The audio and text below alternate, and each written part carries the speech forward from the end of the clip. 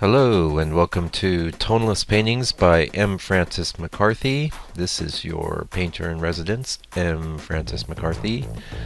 And the painting we are doing today is called Twilight Road. It's an 8 by 10. We discussed the study for this painting last week, and today we're getting into the 8 by 10. Pretty happy with this painting. It's got a nice sky, really. It's got a nice quality of light and air in it, and it's another one of these road pictures which I do a lot of, probably because it's easy for me to get reference of roads out here in New Zealand, and not as easy for me to get down on the actual ranchers or farmers land, since everything's pretty much cut off by some type of electric fence.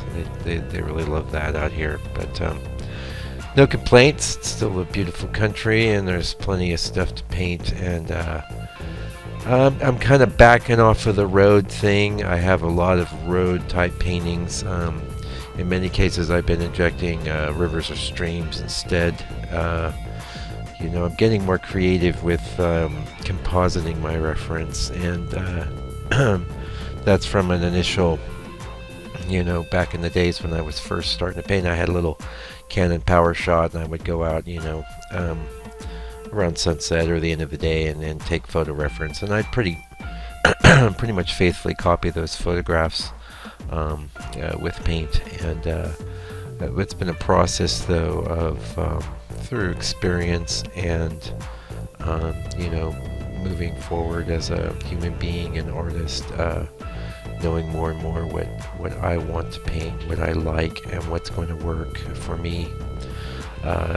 More and more I've been compositing things in my reference, knowing that the reference is basically just, it's grist for the mill, it's feeding the painting. It's not about copying that reference. It's more about having something to stimulate the painting, and it's a subtle shift in attitude, but it makes for much better paintings, and more importantly, it makes for being able to look at and judge your work in an appraising manner while you're doing it and after you've done it, and be willing to change things.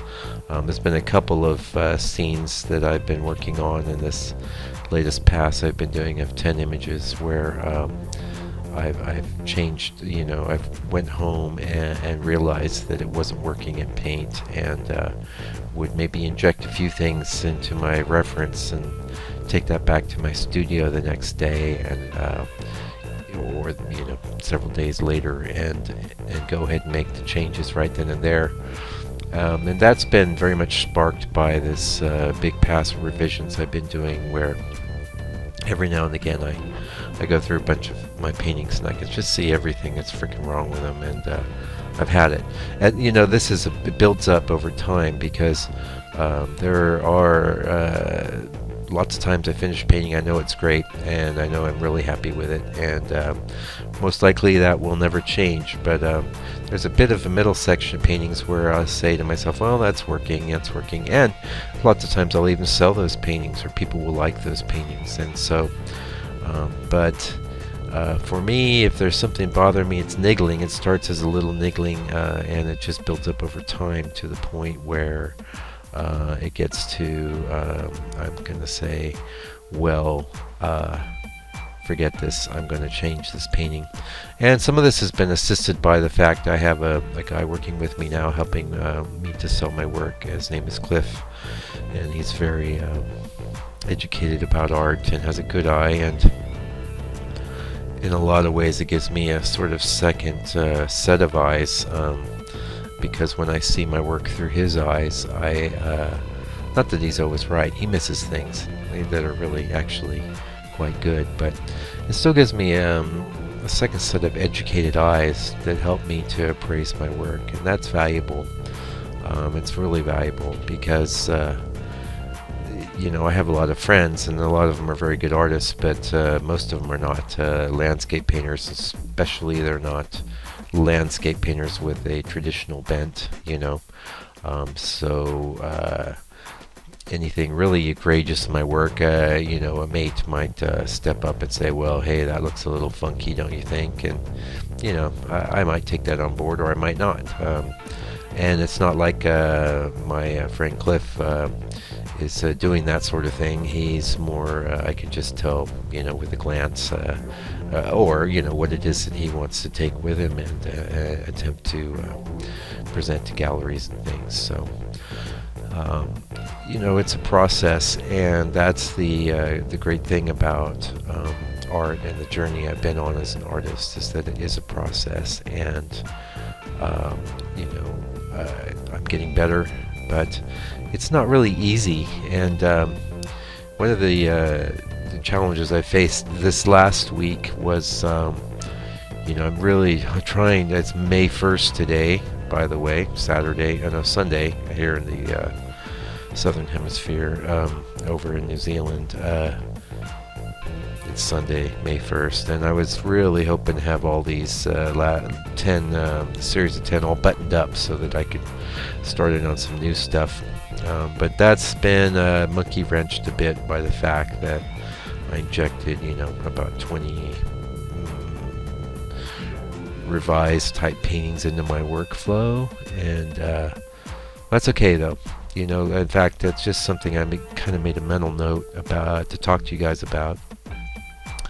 And that is, not just with art, but with life in general. It's great to have a direction, and it's great to have goals, and it's great to use your intent and to be focused and to be driven. But it's also very good to know how to be organic and to move with the flow of life, and not let setbacks, like in my case, I had sort of a volunteer work day at the Quarry Arts Center where I have my studio yesterday, so I lost a whole painting day there. And then I had a student kind of appear out of thin air and want to take a lesson back on Thursday, and I could say no to these things, but the fact of the matter is that you have to know when to move with life and when to move with the flow. I mean, there's a lot of value in doing other things sometimes, and when you do get set off course, it's not like you should just throw in the towel and say, well, forget it, I'm going to wait till June rolls around to finish all this work. It's more like, well, okay, I lost a couple days, I'm going to get back on board. I was even contemplating, going into work today, which is Sunday, but I'm gonna just go in there Monday and concentrate on the last couple of the 10 that need to be done, and as well as the revisions. And I will start some new things next week, and that's great. It's the first week in May. What's the difference? It's not really anything to get hung about. So I just kind of wanted to pass it on, you guys. It's good to be driven, it's good to be focused, but it's also good to be organic. It's also good to let life move you sometimes, and especially it'll take you, in my case, I'm very steady, I'm always working. Sometimes life wants to move me in other directions, and this student was a very interesting person. I really learned a lot just from the interaction. She was from Finland, and she's been traveling all over, and it was a good experience for me to work with this person, and I'm glad for it.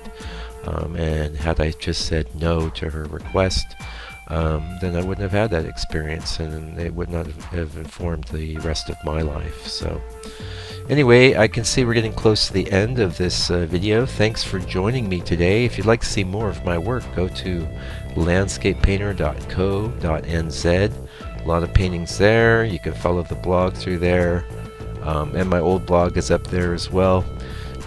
And I guess that's it. So thanks for joining me. Have a great day. Stay out of trouble. And we'll see you next week with another painting. Take good care.